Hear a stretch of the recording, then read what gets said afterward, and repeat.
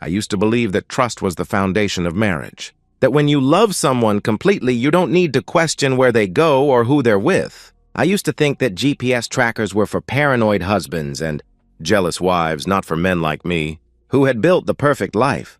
I was wrong about everything.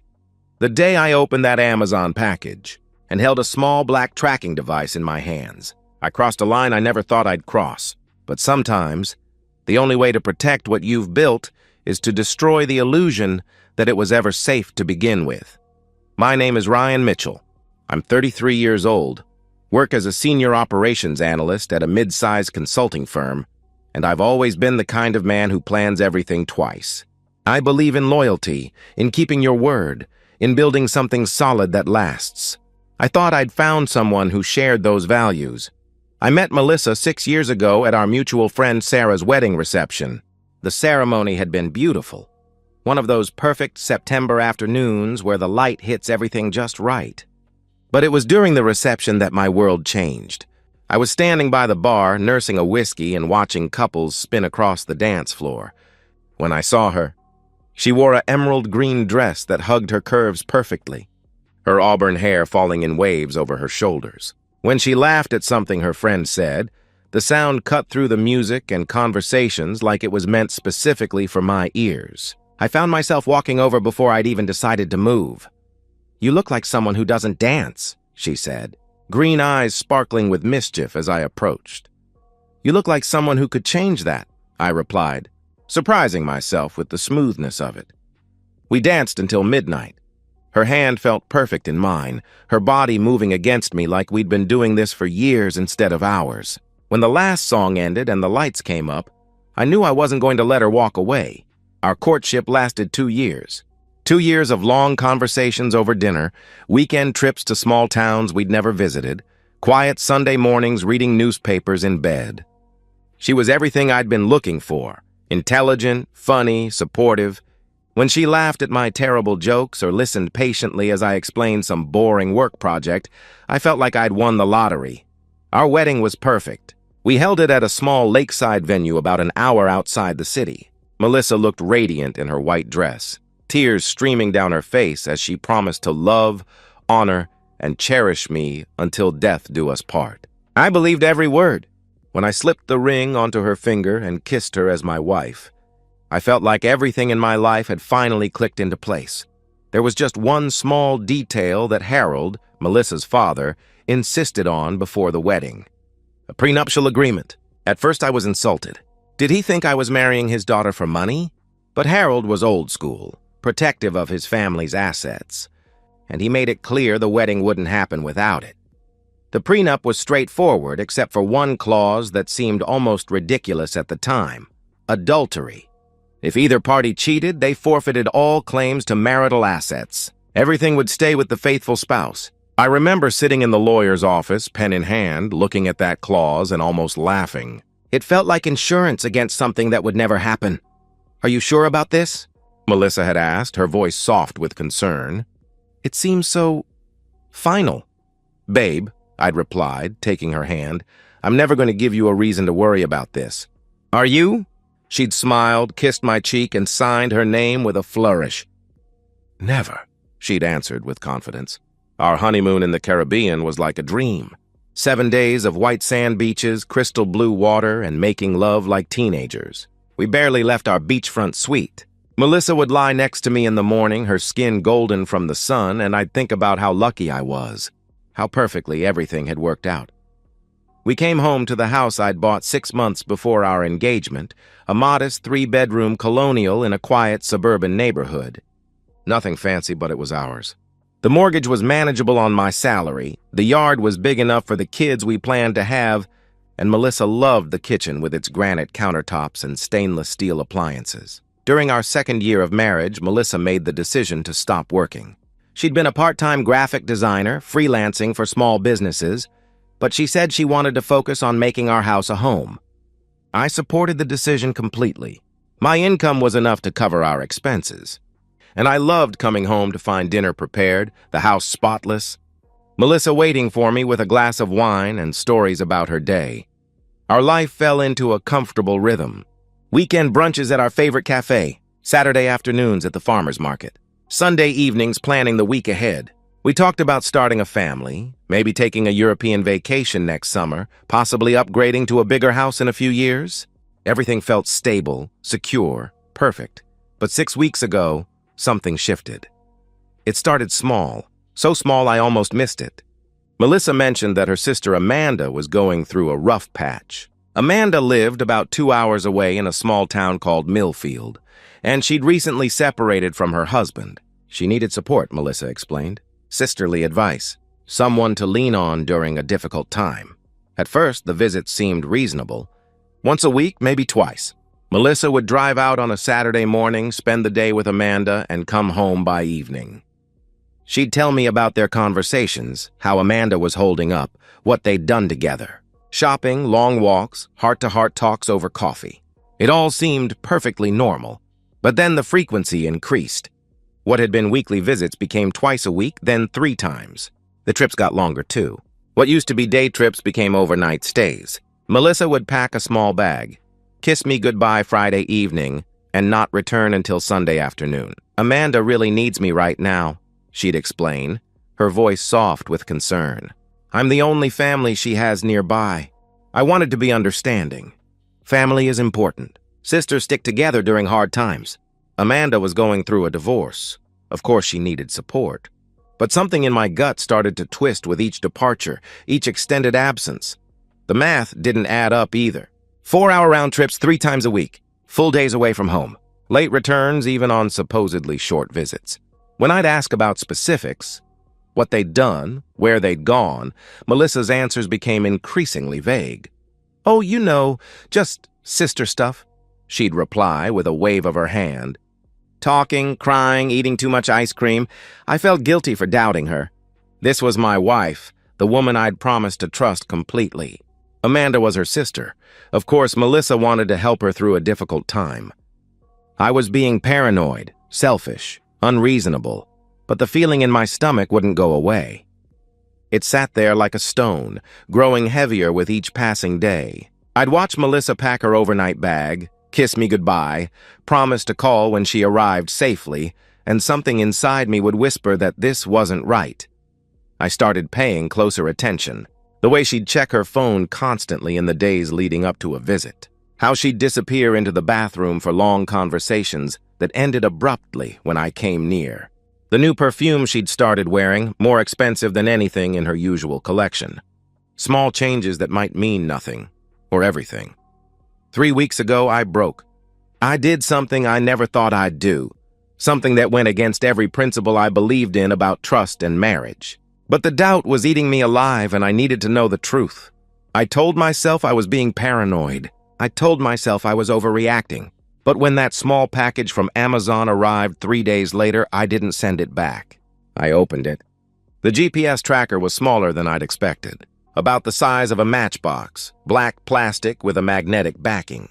The Amazon listing had promised real-time location tracking, 30-day battery life, and discreet monitoring for peace of mind. Reading those words had made my stomach turn, but not enough to stop me from ordering it.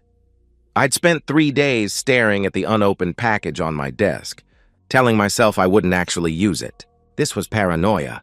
This was crossing a line I'd never thought I'd cross. This was violating the trust that should exist between husband and wife. But every time Melissa mentioned another visit to Amanda, every time she packed that overnight bag with a smile that didn't quite reach her eyes, the package seemed to stare back at me. The morning I finally did it, Melissa was in the shower. I could hear the water running, her voice humming something cheerful and off-key. It was Thursday. She'd already announced her plans for another weekend trip to Millfield. Amanda's having a really hard time, she'd said over breakfast. I think I'll stay through Sunday this time. My hands were shaking as I slipped outside in the dawn cold, still wearing my pajamas and slippers. The GPS tracker was so small it felt like nothing in my palm. The magnetic backing clicked against the metal with a soft snap as I attached it under her car's rear bumper, hidden behind the spare tire mounting. The whole thing took less than 30 seconds. Walking back to the house, I felt like I'd committed a crime. The guilt was suffocating, heavy and thick in my chest. What kind of husband tracks his wife? What kind of marriage requires surveillance? I'd always believed that trust was the foundation of everything, and here I was, demolishing that foundation with my own hands. But I couldn't ignore my instincts anymore. Something was wrong. The woman I'd married, the woman who used to tell me everything about her day, had become a stranger who disappeared for days at a time with explanations that felt rehearsed. 2 days passed in tense normalcy. Melissa went about her usual routine, coffee in the morning, light housework, phone calls that she always ended when I entered the room. I went to work, came home, made conversation over dinner, and pretended everything was fine. The tracking app sat on my phone like a loaded gun. Friday morning arrived. Melissa stood at the kitchen counter packing her overnight bag with the same careful attention she always gave it. Toiletries, clothes for 2 days, the expensive perfume she'd bought last month. She was wearing makeup, more than usual for a visit to comfort her distraught sister. "I hate leaving you alone for the weekend," she said, walking over to kiss my cheek. "But Amanda really needs me right now." "Drive safe," I replied, forcing my voice to sound normal. "Call me when you get there." "I will. Love you," she said softly. "Love you too," I answered, though the words felt hollow. I watched from the window as she backed out of the driveway, her red Honda Civic disappearing around the corner. The moment she was out of sight, I opened the tracking app with trembling fingers. For the first hour, everything looked exactly as it should. The little blue dot that represented Melissa's car moved steadily east on Route 6, heading directly toward Millfield. I started to feel foolish. Maybe I really was paranoid. Maybe the doubt eating at me was just my own insecurity, my own inability to trust. But then, about an hour and 15 minutes into the journey, the car stopped. Not in Millfield, 3 towns short of it. The location pin showed a residential address I didn't recognize, 1247 Oak Street, Riverside. I pulled up Google Street View on my laptop. A small ranch house with beige siding and a neat front lawn. Nothing special, nothing that would explain why my wife was there instead of at her sister's house. I told myself there had to be an explanation. Maybe Amanda had moved. Maybe they were visiting someone else first. Maybe the GPS was malfunctioning. There were a dozen innocent reasons why Melissa might have stopped somewhere else, but as the hours passed, the location didn't change. The blue dot sat motionless at 1247 Oak Street while my anxiety climbed higher and higher. By noon, I couldn't concentrate on anything. I kept refreshing the app, hoping to see the dot moving again, heading toward Amanda's actual address. At 2 p.m., I made a decision that would change everything. I told my manager there was a family emergency, grabbed my keys, and left work early. The drive to Riverside felt like the longest 2 hours of my life. My hands gripped the steering wheel so tightly my knuckles went white. My mind raced through scenarios, explanations, possibilities, most of them innocent, some of them not. I drove to Amanda's house first. I had to be sure. Amanda lived in a modest apartment complex on the outskirts of Millfield, the kind of place where young professionals and divorced people started over. I'd been there twice before, once for Amanda's birthday party, once to help her move some furniture. Her Toyota Camry wasn't in the parking lot. I sat in my car for 10 minutes, staring at her apartment windows, looking for any sign of activity. Nothing. No lights, no movement, no indication that anyone was home. My chest felt tight as I climbed the stairs to her door and knocked. Amanda answered on the third knock, wearing sweatpants and a paint-stained t-shirt. Her eyes widened with surprise when she saw me. "Ryan, what are you doing here?" she asked, clearly confused. "Hi, Amanda. I was in the area and thought I'd stop by to see how you're doing." "Is Melissa here?"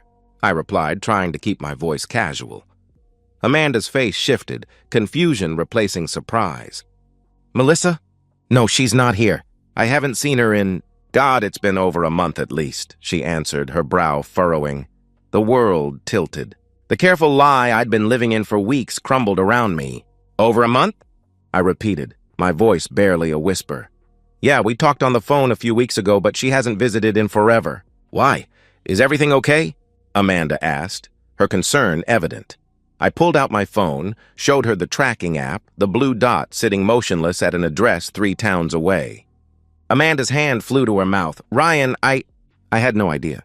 "She's been telling you she was visiting me?" she gasped.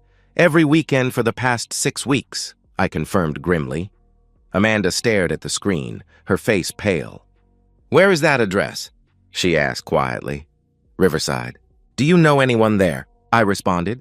No. God, Ryan, I'm so sorry. I had no idea she was using me as cover for something, Amanda said, her voice trembling with shock and anger. I felt surprisingly calm. The panic, the anxiety, the weeks of doubt, all of it crystallized into cold, hard certainty. I knew what I had to do next. I made the phone call right there. Standing in Amanda's living room. Casual. Loving. Just checking in. Hey, babe. Melissa's voice was bright and cheerful through the speaker. I was just thinking about you. How's Amanda doing? I asked, keeping my voice steady. Better today? We're having tea and talking through some things. It's really helping her, I think, she lied smoothly. Amanda gasped beside me, her hand covering her mouth. I looked at her and mouthed the word liar. That's good to hear. Give her my love, I replied, maintaining my composure. I will. I love you too. I'll call you tonight, okay? She said sweetly. Okay. Have a good day, I answered before hanging up. I hung up. Amanda stared at me with wide eyes. She said you were having tea together, I observed coldly. We haven't had tea together since Christmas, Amanda replied, her voice hollow with disbelief. I looked down at my phone, at the blue dot that hadn't moved in 4 hours. Then I looked at Amanda, this woman whose life had been used as camouflage for my wife's betrayal. Do you want to know what's really happening? I asked quietly. Amanda nodded slowly. Yes, I think I do, she answered with grim determination. I opened my phone camera and hit record. Whatever was behind that door at 1247 Oak Street, whatever my wife was really doing when she thought she was safe behind her web of lies, the world was going to see it. Because I knew the moment we knocked on that door there was no going back. But going back to what? To pretending I didn't know? To living with a woman who could lie to my face with a smile? No. I was done pretending. I was done being the fool. Let's go, I said with cold determination. The drive to 1247 Oak Street took 20 minutes, but it felt like hours. Amanda sat in the passenger seat, her hands twisted in her lap, stealing glances at me every few seconds. I could feel her tension, her disbelief that her sister could have used her as an alibi for whatever we were about to discover. Ryan, she said as we turned onto Oak Street, what if we're wrong? What if there's an explanation? I didn't answer immediately. The blue dot on my phone hadn't moved in 6 hours. My wife had lied about her location, lied about who she was with, lied about what she was doing. There was no innocent explanation left. The neighborhood was quiet. Modest ranch houses with small front yards, the kind of place where working-class families raised their kids and minded their own business. Number 1247 sat at the end of a cul-de-sac, its beige siding and brown shutters making it indistinguishable from a dozen other houses on the street. Melissa's red Honda Civic sat in the driveway. I parked across the street and turned off the engine. For a moment, we just sat there staring at the house. My heart was pounding so hard I could feel it in my throat. This was it. This was the moment that would either prove my paranoia or destroy my marriage. Are you recording? Amanda asked quietly. I held up my phone. The camera was already running. Everything. We got out of the car and walked across the street. Each step felt deliberate, final, like crossing a bridge that would burn behind us. The front yard was neat, well-maintained. A small garden bloomed with late-season flowers. Wind chimes hung from the porch, creating a gentle melody in the afternoon breeze. It looked so normal, so innocent. Amanda reached the door first. She looked back at me once and I nodded. Her knuckles rapped against the wood 3 times. Footsteps inside. Movement. The sound of someone approaching. The door opened. Melissa stood there in a silk robe, navy blue with delicate lace trim. Something I'd never seen before. Her auburn hair was tousled, makeup smudged around her eyes. For a split second, her face showed nothing but casual curiosity, the expression of someone expecting a delivery or a neighbor. Then recognition hit her like a physical blow. Her green eyes went wide with shock, then terror. Her mouth opened and closed without sound. Color drained from her face until she was pale as paper. She gripped the doorframe with one hand, the other clutching the robe closed at her throat. "Ryan," she whispered. Then louder, panicked, "Ryan, how did you—" "Hello, sweetheart," I said, keeping my voice calm and my phone steady. "Having tea with Amanda?"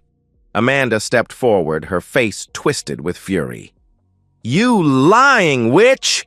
she spat. Melissa's eyes darted between us, desperate calculation replacing shock. She was trying to find an angle, a story, some way to explain this away. "I can explain," she stammered. "This isn't what it looks like. I was just—" A man's voice called from somewhere inside the house. "Babe, who's at the door?" The words hit like a sledgehammer. Melissa's face crumpled. Whatever story she'd been constructing died on her lips. There was no explaining away a man calling her babe while she stood at his door in a silk robe at 3 in the afternoon. "Her husband," I called back, loud enough for whoever was inside to hear clearly. The footsteps that followed were different. Heavier, hurried, confused. Then a man appeared behind Melissa. Shirtless, wearing only jeans that weren't fully buttoned. He was tall, lean, probably in his early 30s. Dark hair, stubbled jaw, the kind of conventionally handsome that made me understand immediately why my wife had chosen him. His eyes went wide when he saw me. "Oh, hell," he breathed. "Yeah," I agreed coldly. Oh, hell. I pushed past Melissa into the house, my phone camera capturing everything. The living room was small but tidy, decorated with the kind of generic furniture you'd find in a rental. But what caught my attention were the details that spoke of intimacy. 2 wine glasses on the coffee table, Melissa's purse on the couch, her clothes in a neat pile on the floor. "Ryan, please," Melissa said behind me, her voice breaking with desperation. "Let me explain. It's not what you think." I turned to look at her. "What do I think, Melissa?" I asked with cold precision. She opened her mouth, then closed it. What could she say? That she wasn't having an affair? That the silk robe belonged to someone else? That the man standing half-naked in the doorway was just a friend? The man, Craig, I'd learn his name later, tried to take a step forward. "Look, man, I didn't know she was—" he began nervously. I moved faster than I'd intended. My hand shot out, grabbing him by the throat, slamming him back against the wall. The impact rattled a picture frame, sent it crashing to the floor. "Don't," I said, my voice low and dangerous. "Don't say a word." Craig's eyes bulged. He clawed at my hand, trying to speak, but I tightened my grip. Behind me, Melissa screamed for me to stop, but her voice sounded far away. All I could see was, this man, this stranger who'd been with my wife while I worked late nights to pay for the house she came home to. I drew my fist back and drove it into his stomach, hard. Craig doubled over, gasping, and I let him drop to his knees. Then I kicked him in the ribs, not hard enough to break anything, but hard enough to send a message. "Ryan, stop!" Melissa lunged toward me, but Amanda caught her arm firmly. "Don't you dare!" Amanda snarled, and her hand cracked across Melissa's face. The slap echoed through the room. "Don't you dare try to protect him after what you've done!" Melissa stumbled backward, her hand flying to her cheek, tears streaming down her face. "Amanda, please, you don't understand," she pleaded. "I understand perfectly," Amanda replied with venom. "You used me. You made me an accomplice in your lies. You let your husband think you were taking care of me while you were here sleeping with this piece of shit." I stood over Craig, who was still gasping on the floor, and looked down at him with cold satisfaction. "What's your name?" I demanded. "Craig," he wheezed painfully. "Craig Dawson." "Well, Craig Dawson, this is what happens when you meet with another man's wife," I stated matter-of-factly. I kicked him once more, harder this time, right in the stomach. He curled into a ball, retching. Then I turned to Melissa, who was sobbing against the wall, her perfect facade finally cracked beyond repair. "We're done," I said, making sure the camera captured her face. "Do you understand me? We are done." I walked toward the door. Amanda followed. Behind us, Melissa collapsed to her knees, begging, sobbing, reaching out like she could somehow pull me back. "Ryan, please, I can change. I can fix this. It was a mistake," she cried desperately. I paused at the doorway, turned back to look at her one last time. She looked small, broken, nothing like the confident woman who'd kissed me goodbye that morning with a smile and a lie. "Go back to Craig," I said with finality. "You made your choice." I walked out of that house and didn't look back. Amanda followed, slamming the door behind us. We got in my car in silence. I stopped the recording, checked to make sure the video had saved properly, then started the engine. The drive home was a blur, but my mind was crystal clear. I had work to do. I made 3 phone calls from my car, putting them on speaker so Amanda could hear. First, the locksmith. "I need all the locks changed on my house today. I don't care what it costs," I said firmly. "We can have someone there in 2 hours," the locksmith replied. "Make it 1 hour. I'll pay extra," I insisted. Second call went to Harold, Melissa's father. I sent him the video first, then called. "Harold, it's Ryan. Did you get the video I just sent?" I asked directly. Silence. Then, "Jesus Christ," he breathed heavily. "The prenup has an adultery clause. I'm invoking it," I stated clearly. "You have my full support, son." "Full support," Harold replied with conviction.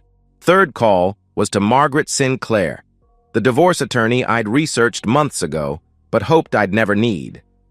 "Margaret, this is Ryan Mitchell. I need to file for divorce immediately. I have video evidence of adultery and there's a prenup with an infidelity clause," I explained efficiently. "How soon can you be in my office?" she asked professionally.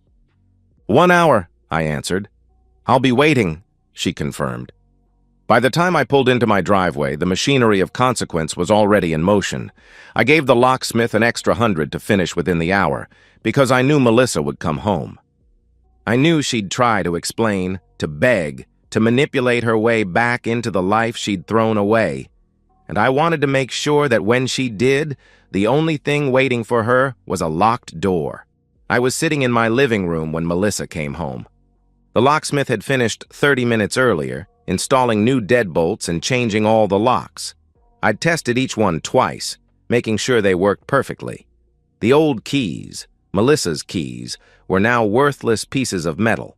I watched through the front window as her red Honda pulled into the driveway. She sat in the car for almost 5 minutes, probably trying to collect herself, trying to figure out what she was going to say.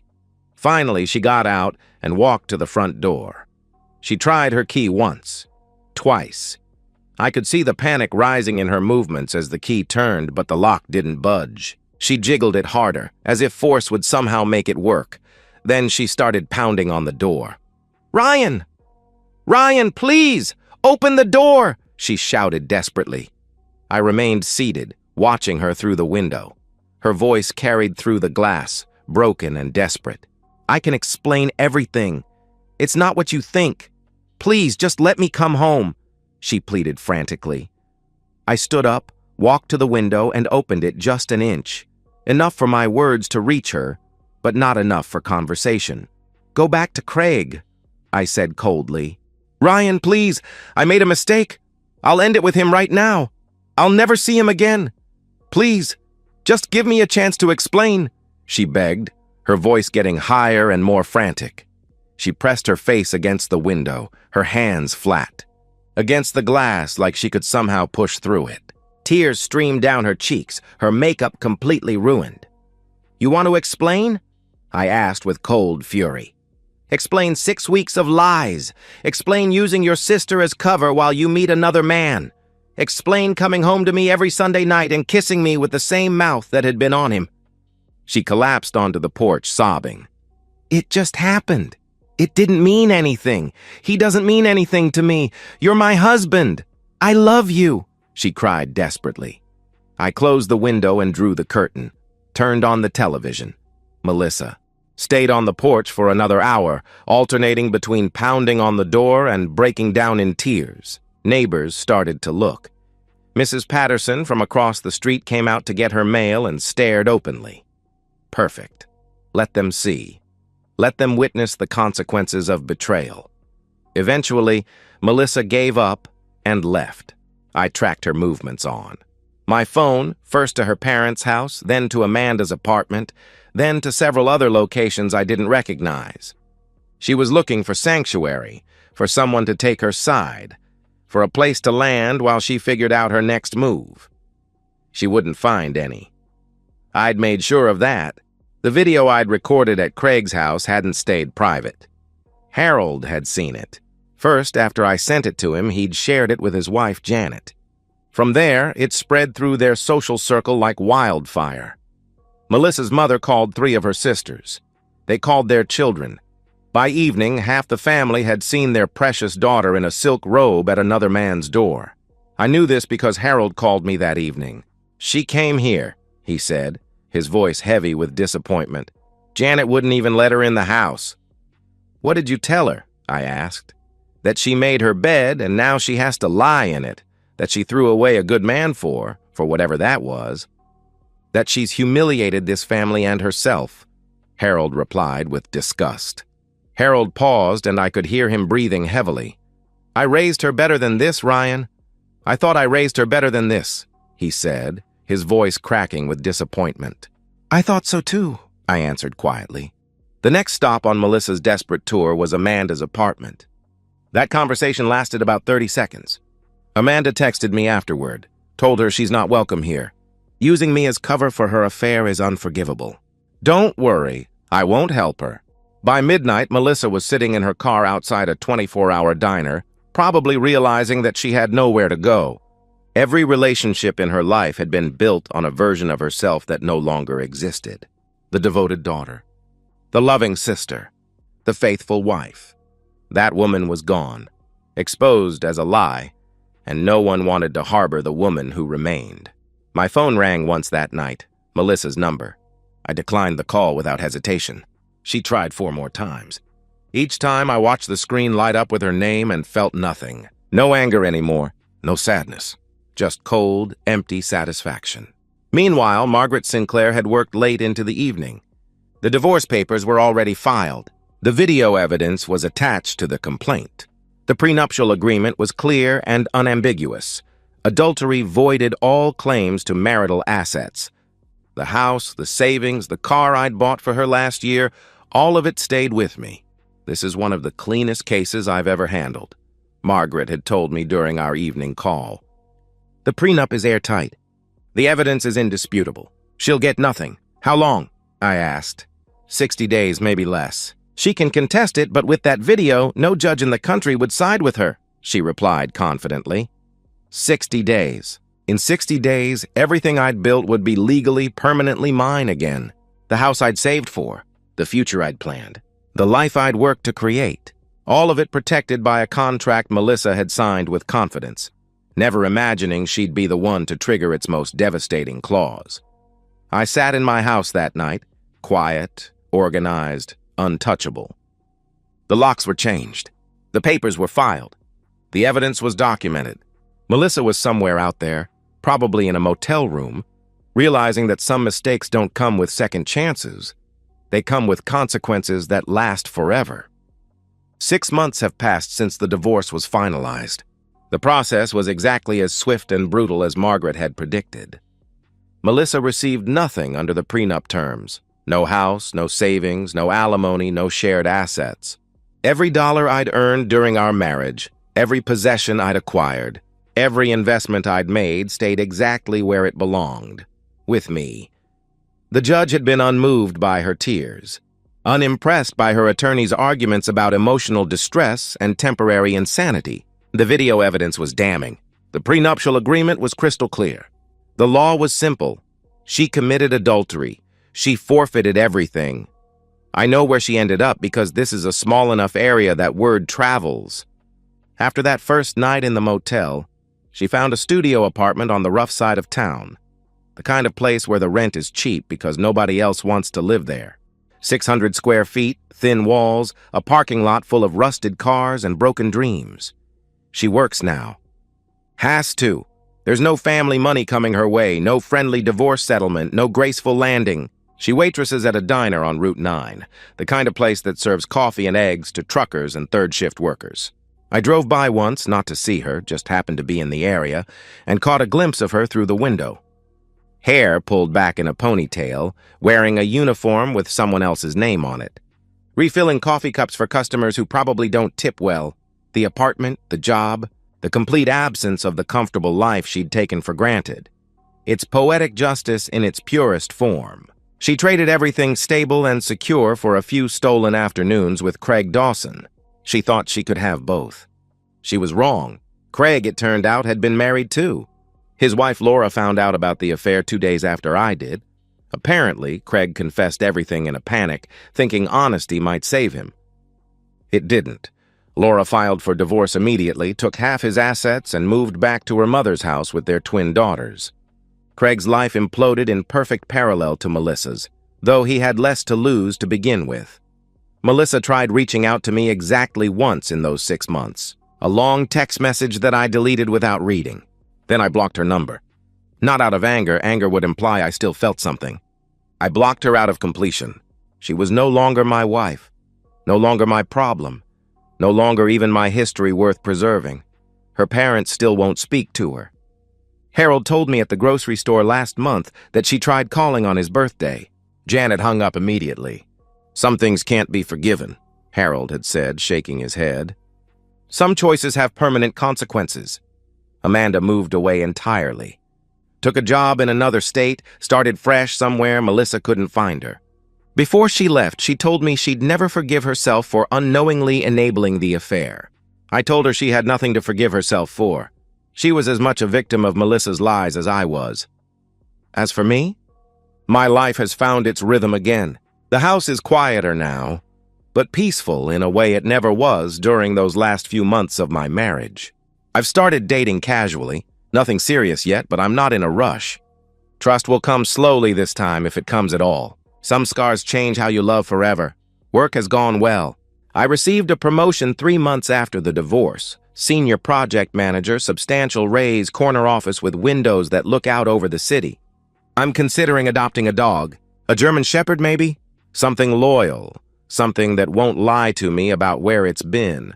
The back porch has become my favorite spot, especially at sunset. I sit there most evenings with a beer, watching the light fade over the property I worked years to buy, thinking about the difference between building something and destroying it. Building takes time, patience, careful planning. Destroying takes one moment of selfishness, one bad decision, one broken promise. The GPS tracker is still in my desk drawer somewhere, though I haven't thought about it in months. I don't need it anymore. It served its purpose. It revealed the truth that set me free. Sometimes I think about that moment when I opened the package, the hesitation I felt, the guilt about crossing that line. Now I understand it wasn't crossing a line. It was protecting what I'd built from someone who was already destroying it. Last week, I was sitting on that porch at sunset, cold beer in hand, watching the sky turn gold and crimson. I pulled out my phone and scrolled to Melissa's contact, still blocked but still there. For 6 months, I'd carried that digital ghost of our marriage, her number preserved like evidence of something that used to matter. I deleted it entirely. Not her messages, not just the block, the contact itself. Erased her name, her number, every digital trace of who she used to be to me. It felt like closing the last door, sealing the final chamber of a life I'd moved beyond. She's not my wife anymore. She's not my problem. She's not even my history worth remembering. She's just someone who made a choice and lived with the consequences. Someone who thought she could have everything and ended up with nothing. Someone who learned too late that some doors, once closed, never open again. The sunset that evening was beautiful, gold and crimson bleeding across the sky. I finished my beer, went inside, and locked the door behind me. My door, my house, my life. And for the first time in 6 months, I slept through the night without waking once.